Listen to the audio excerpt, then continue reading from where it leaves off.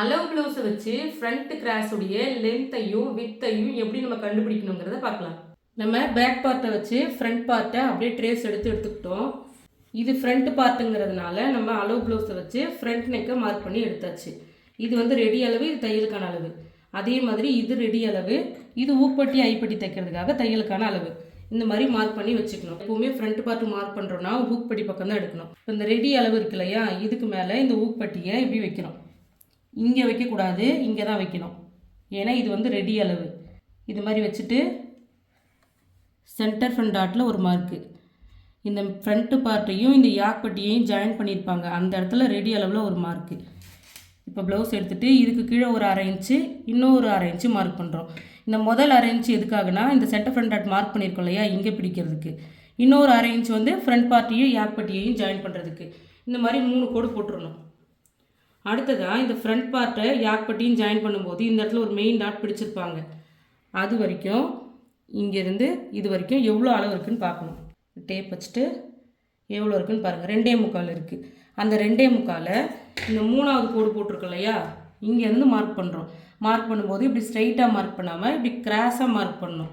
ஏன்னா நம்மளுடைய cross length எப்போது ஸ்ட்ரைட்டாக வராது. இதுலேருந்து ஒரு 1/2 இன்ச்சு 1 இன்ச்சு கிராஸாக தான் வரும். இப்படி முதல் அளவை மார்க் பண்ணுறோம். அடுத்ததாக இப்போ கிராஸ் லென்த்தை நம்ம கண்டுபிடிக்க போகிறோம். மெயின் டாட்டில் இந்த மாதிரி மடித்து தைச்சிருப்பாங்க, அதை இப்படி வெளியே எடுங்க. எடுத்துகிட்டு லைட்டாக இப்படி இழுத்திங்கன்னா ஷோல்டர் லைனில் அப்படியே ஸ்ட்ரெயிட்டாக ஃபார்ம் ஆகும். அது எங்கே இருக்குன்னு இப்படி. இப்போ இந்த ஷோல்டருடைய ரெடி அளவை நம்ம மார்க் பண்ணி வச்சுருக்கோம் இல்லையா, அந்த ரெடி அளவு மேலே இப்படி வைக்கிறோம். வச்சுட்டு இந்த கிராஸ் லென்த்தை லைட்டாக வந்து இப்படி ப்ரெஸ் பண்ணுறோம். ரொம்ப இழுக்கக்கூடாது, லைட்டாக ப்ரெஸ் பண்ணுறோம். இப்படி ப்ரெஸ் பண்ணிவிட்டு அந்த அளவை மார்க் பண்ணுறோம். அடுத்ததாக இது வித் எவ்வளோ இருக்குன்னு சொல்லி பார்க்குறோம். இது வந்து உள்ளே தச்சிருப்பாங்க, அது நம்மளுக்கு தெரியும் கை வச்சு பார்த்தாலே. அது வரைக்கும் இப்படி மார்க் பண்ணிக்கோங்க.